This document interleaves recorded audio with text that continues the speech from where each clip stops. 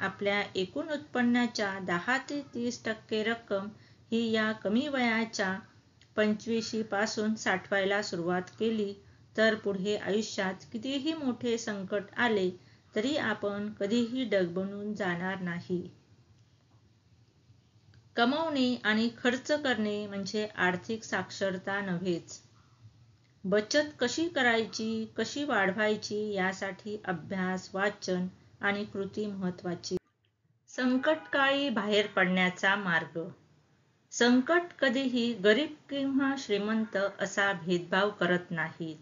पण आपल्याकडे जर अशा आपत्कालीन परिस्थितीत पैसा असेल तर मात्र त्या संकटावर मात करण्याचे बळ हमखास मिळते आणि त्यासाठीच आपल्याला इमर्जन्सी फंड ही संकल्पना समजून घ्यायला हवी.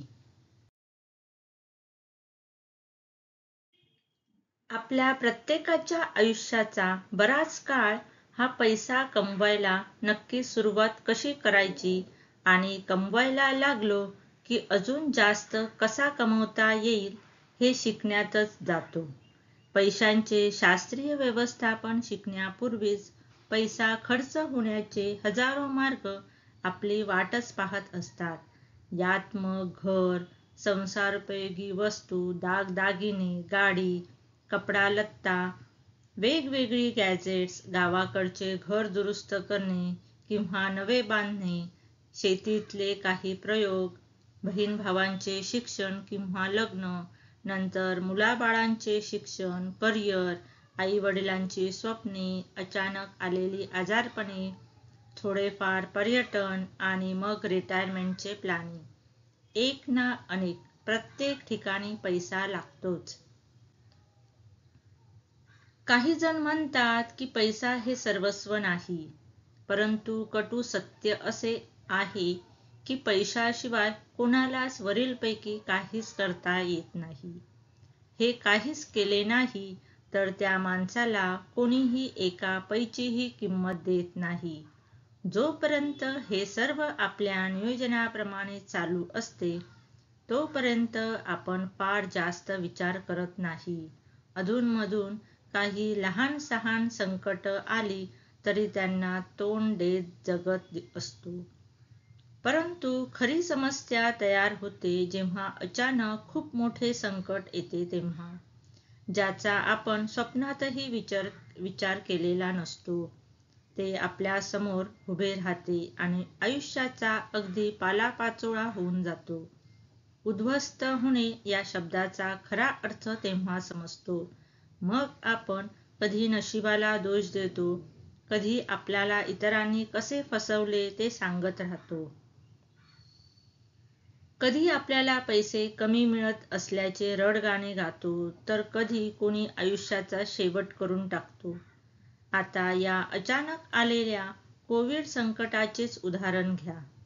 कित्येक संसार उद्ध्वस्त झाले, कित्येक उद्योग देशोधडीला लागले, गरिबांची तर दैनाच झाली. मग मध्यमवर्गीय, उच्च मध्यमवर्गीय, अगदी बांधकाम किंवा कित्येक क्षेत्रातील अतिश्रीमंत वाटणारी मंडळीही रस्त्यावर आली. हे फक्त कोविडमुळेच झाले का? तर माझ्या मते अजिबात नाही. याआधीही हजारो उद्योगधंदे अचानक बंद पडले होते. लाखो नोकऱ्या जात राहतात, लोक कर्जबाजारी होतात, आत्महत्या करतात किंवा अचानक तंत्रज्ञान बदलल्याने कित्येक क्षेत्र शून्य होऊन जातात. जसे साधारणतः 2010 नंतर पीसीओ बूथ बंद पडायला लागले, तारयंत्रे बंद पडली, टाईपरायटर्स बंद झाले, कॅसेट इंडस्ट्री संपली. काळासोबत न बदलल्यामुळे अनेक लोक रस्त्यावर आले आणि यापुढेही येत राहतील. आणि हो, यापुढेही हे कायम होतच राहील, कारण याच्या मूळ कारणाकडे आपण सर्वच दुर्लक्ष करतो आणि ते म्हणजे आपल्याकडे आर्थिक साक्षरता या विषयावरील असलेले अज्ञान. त्याहूनही भयंकर आजार म्हणजे आपल्याला सर्व कळते हा अति आत्मविश्वास. आपण बारकाईने पाहिले तर लक्षात येईल यातील 99% लोक हे फक्त आणि फक्त आर्थिक व्यवहार चुकीच्या पद्धतीने केल्यामुळे संकटात येतात, मग तो गरीब असो की श्रीमंत. त्यांची कारणे वेगवेगळी असतात. यातील सर्वात महत्त्वाचे कारण म्हणजे या लोकांनी असे काही संकट येईल याचा विचारच केलेला नसतो. त्यामुळे अशा संकटातून बाहेर पडण्यासाठी काही आपत्कालीन व्यवस्थाही तयार केलेली नसते. खरे पाहता अर्थशास्त्रात या गोष्टीला खूप महत्त्व आहे. उत्पन्न, जमा, खर्च, बचत आणि गुंतवणूक यासोबत आपत्ती व्यवस्थाही आपल्याकडे असलीच पाहिजे. अगदी आपले रोजचे आयुष्य जगताना याचे अनन्यसाधारण महत्त्व आहे. फक्त आपण त्याकडे अर्थशास्त्रीय दृष्टिकोनातून पाहायला हवे. आपत्कालीन सुरक्षा व्यवस्था नसेल तर हमखास नुकसान ठरलेलेच. आज आपण याविषयीच वेगवेगळ्या उदाहरणातून समजून घेऊ. माझ्या नोकरीच्या सुरुवातीच्या काळात मी मोठमोठ्या औष्णिक प्रकल्पाच्या डिझाईनचे काम पाहायचो. त्यात बॉयलर, बऱ्याच महत्त्वाच्या प्रोसेस मशीनचे कॅल्क्युलेशन, त्याच्या ॲक्सेसरीजच्या डिझाईन्सची आकडेमोड पाहायचो. उदाहरणादाखल सर्वांनीच पाहिलेली औद्योगिक चिमणी घ्या. याचे डिझाईन करताना बऱ्याच गोष्टी ध्यानात घ्याव्या लागतात, जसे की वादळ, वारा, पाऊस, आतून अतिउष्ण वायू, प्रचंड प्रदूषण आणि अजून बऱ्याच संकटाशी झुंजत ती चिमणी कोणत्याही आधाराविना वर्षानुवर्ष उभी ठेवायची असते.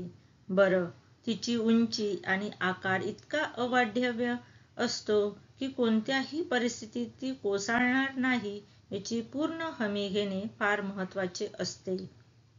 या चिमणीतून अत्यंत उष्ण घातक वायू जात असतात. काही केमिकल रिॲक्शनमुळे त्यात सल्फ्युरिक ॲसिड तयार होण्याचीही धोका असते. त्यामुळे ती चिमणी गंजू शकते.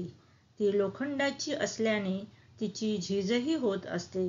या परिस्थितीत तिची जाडी तसेच सपोर्ट डिझायनिंग करायचो तेव्हा वरील सर्व गृहीत धरून जो काही आकडा येईल त्यात 50% अधिक किंवा कधीकधी त्याहीपेक्षा जास्त सेफ्टी मार्जिन ठेवून ती बनवायला द्यायची. एवढे करूनही चिमणीच्या तळाला एक ड्रेन विंडो तसेच ही घातक द्रव्ये काढायला एक सेफ्टी विंडो द्यायलाच लागते. आपली सर्वांची लाडकी लाल परी एसटी असो की आरामदायी बस, त्याला पुढे मागे आणि ड्रायव्हरसाठी दरवाजे असले तरी शेवटी संकटकाळी बाहेर पडण्याचा मार्ग असतोच.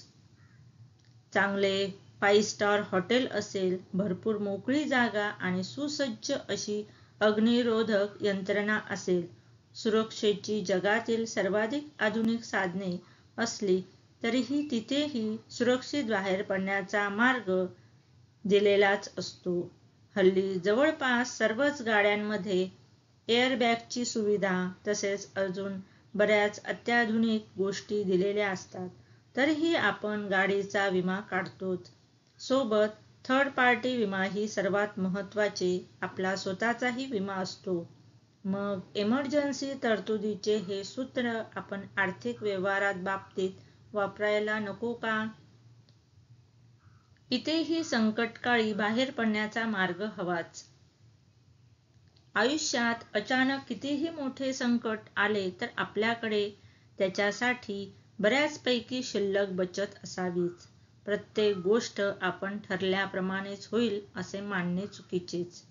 कितीही काटेकोर प्लॅन केले तरी आपण माणूस आहोत, आपण चूक करू शकतो. परंतु त्यावेळी आपल्याकडे सेफ्टी मार्जिन आणि संकटकाळी बाहेर पडण्याचा मार्ग असेल तर आपल्यावर संकटासमोर हात टेकण्याची वेळ येत नाही. ही आपत्कालीन बचत एका वेगळ्याच प्रकारे काढून ठेवायची. आपल्या एकूण उत्पन्नाच्या 10 ते 30% रक्कम ही या कमी वयाच्या 25 पासून साठवायला सुरुवात केली तर पुढे आयुष्यात कितीही मोठे संकट आले तरी आपण कधीही डगमगून जाणार नाही. कमवणे आणि खर्च करणे म्हणजे आर्थिक साक्षरता नव्हेच. बचत कशी करायची, कशी वाढवायची यासाठी अभ्यास, वाचन आणि कृती महत्त्वाची. आर्थिक साक्षरतेचे शिक्षण प्रत्येक माध्यमिक शाळेत, महाविद्यालयात आणि प्रत्येक क्षेत्रात व्हायलाच हवे. असे संस्कार झाले आणि यावर खरेच कृती झाली तर हाच खरा श्रीमंतीचा मंत्र ठरेल.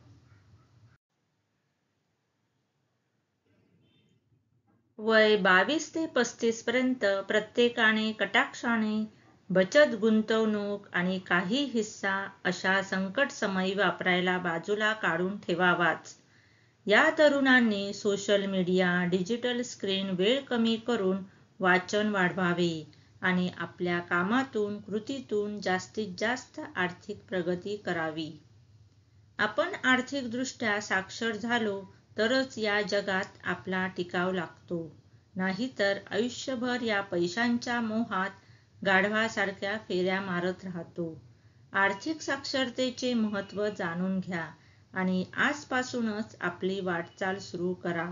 नेहमी लक्षात ठेवायचे, saving must be top most priority, not just a thought.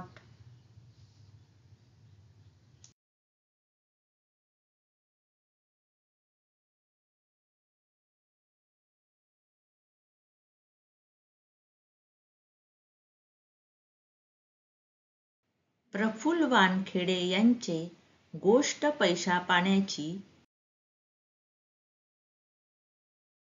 सर्वांचे मनापासून धन्यवाद.